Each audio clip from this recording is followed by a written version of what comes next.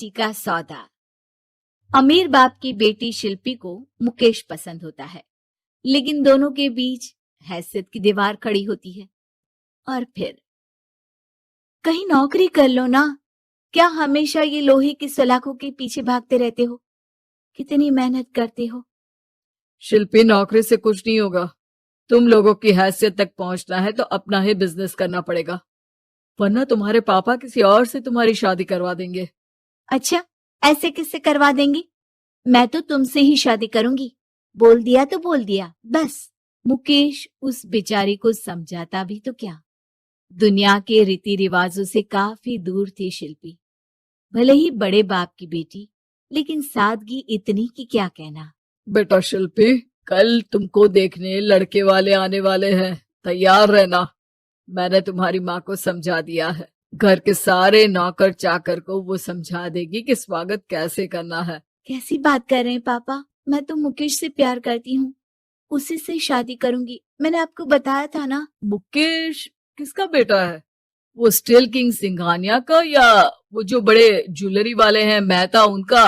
नहीं नहीं पापा, अ, वो अपना ही काम करता है, लेकिन एस्टेब्लिश नहीं है अभी। पापा, वो आपके पास तब आएगा जब कुछ बन जाएगा। आप प्लीज थोड़ा सा वक्त दे दीजिए। पिता को शिल्पी की बात पर गुस्सा आ जाता है।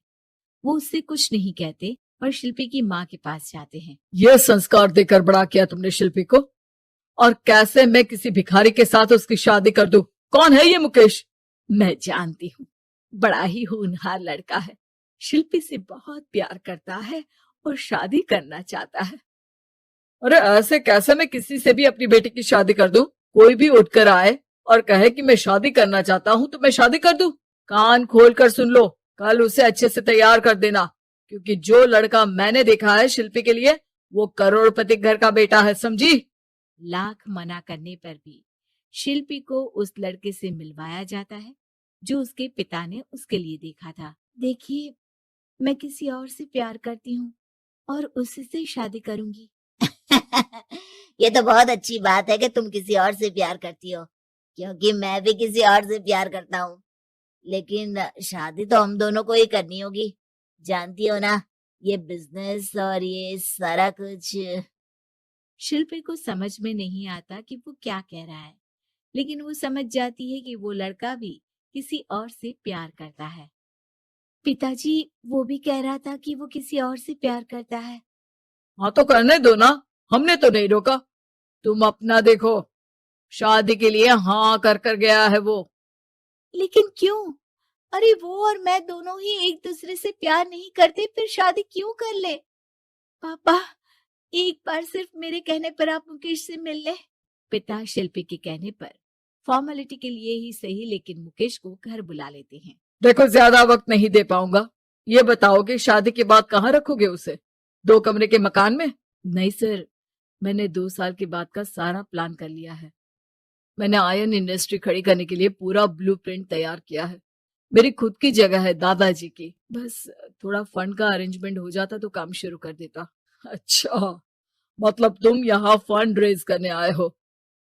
मुकेश समझ जाता है कि उसके पिता शिल्पी की शादी उससे कराने के मूड में नहीं है। फंड आप कभी दे भी नहीं पाएंगे मुझे तो सिर्फ शिल्पी चाहिए। मैं उसके बिना नहीं रह सकता सर। मैं उसे बहुत खुश रखूंगा। वो तो हर पति का धर्म होता है। वो तो मैं किसी से भी उसकी शादी करा दूं, वो उसे खुशी रखेगा। लेकिन देखो, मैं ज्यादा बात को घुमाना नहीं चाहता। वो बड़े घर की लड़की है, उसे काम काज की आदत नहीं। अभी वो समझ नहीं रही, लेकिन तुम तो समझो। मैं किसी भी हालत में शिल्पी की शादी तुमसे नहीं करवा सकता। मुकेश पिता से लाख मन्नतें करता है, लेकिन वो नहीं मानते। शिल्पी की शादी उस अमीर लड़के से हो जाती है। शादी के बाद क्या हम लोग मेरी माँ के घर चले?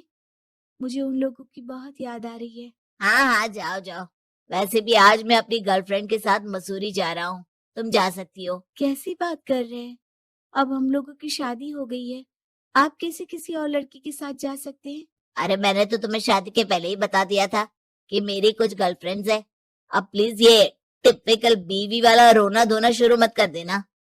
शिल्पी पिता के घर जाती है और माता पिता को सारी बात बता देती है। इतना गंदा इंसान निकलेगा, मैंने तो सोचा ही नहीं था। अरे क्यों कराई मेरी फूल जैसी बेटी की शादी ऐसे घर में। और तो क्या हो गया, शुरू शुरू में हर घर में ऐसा होता है, धीरे धीरे ठीक हो जाएगा।